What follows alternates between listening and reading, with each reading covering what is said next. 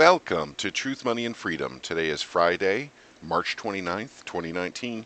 And as I'd stated before, gang, I'm going to start bringing these stories to you about the persecution of Christians around the world, whether they're being executed or jailed or what have you for their religious beliefs. Why am I doing that? Because the mainstream media doesn't care about Christians. They only care about Muslims, at least in the United States. So I'm going to start bringing you these stories on a regular basis because they're happening all over the world all the time. In this story, Chinese city offers $1,500 reward to help snare foreign religious leaders. Well, it's not just foreign religious leaders, as you find out when you go through this entire article, which I will link below. But it's actually just worshipers. In this particular instance, they're talking about, let's see, much of the crackdown has been directed at unregistered Protestant churches. So let me explain to you, what kind of quote unquote religious freedom they have in China. Religious freedom is this. You have the freedom to go to a church that's full of people that represent the Chinese government. That is literally a very, very watered down version of what we call Christianity. And the reason for it, of course, is Christianity itself is at odds with communism.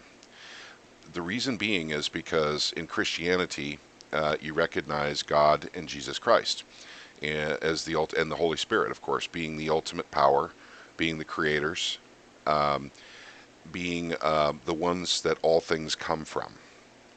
But the Chinese government is communist, and you worship the communist government. In other words, the government is where all things come from. The government is where your rights come from, your freedoms come from, as opposed to the United States founding documents, the Constitution and the Declaration of Independence, where we acknowledge that our rights come from our Creator. So that's what's so brilliant about our founding documents. That's what makes them so different from anyone else's founding documents or Constitution, is we say that our rights come from our Creator.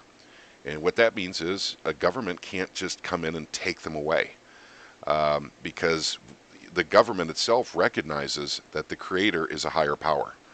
Well, that's not true in places like China, where communism is. As you see now, they're offering cash rewards for reporting people praying at home, for instance, because that is not allowed. You can go and pray in church, but you can't pray at home or at the job or anything like that. But they do a crackdown from time to time in China on religions. And of course, what it is to do is it's meant to scare the people to not be involved in religion whatsoever. But like I said, the religion itself is watered down.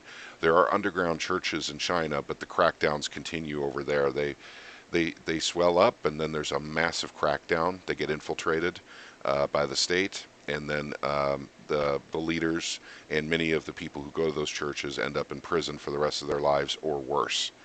So that's apparently what we look for in our trading partners as United States. We look for trading partners that treat their citizens so badly that they don't even have the right to worship. And if they choose to worship, they are imprisoned or killed. And apparently that is the number one thing we look for in trading partners in the United States, because of Saudi Arabia and China are our main trading partners. And they do this to Christians. I want you guys to remember that. I know I said it before, but it's something very important for you guys to understand. There's no morality in trade. For the love of money is the root of all evil. So corporations and the government don't give a crap about morality, what's right and what's wrong when it comes to trading partners. It's all about money. So do we empower the Chinese government when we trade with them? Absolutely. So that's not a good thing, because we're actually giving them more power over their own citizens by enriching them. So, that's my take on it anyway. But at any rate, I wanted to cover this, and I'm not going to go on forever here. I just want you guys to see that this continues in China.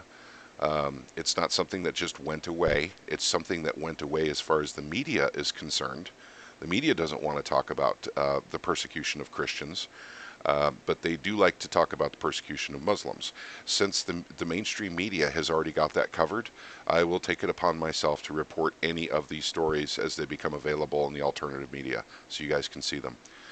So, at any rate, I'm going to finish up with my statement. Income tax, so you know you don't own your labor. Sales tax, in case you thought you owned that money. Inflation, just in case you're foolish enough to save.